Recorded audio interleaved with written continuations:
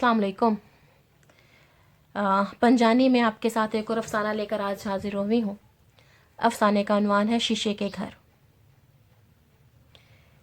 शहर के इस हिस्से में जाने की ख्वाहिश के बावजूद वो वहाँ जाने से खौफज़दा था।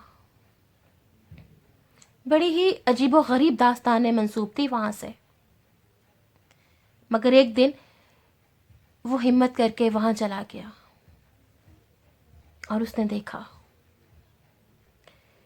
शीशे के घरों के सभी मकी आसन खोले चौखट पर बैठे हैं। उमरा की इस बस्ती में उरियां भूख नाच रही थी।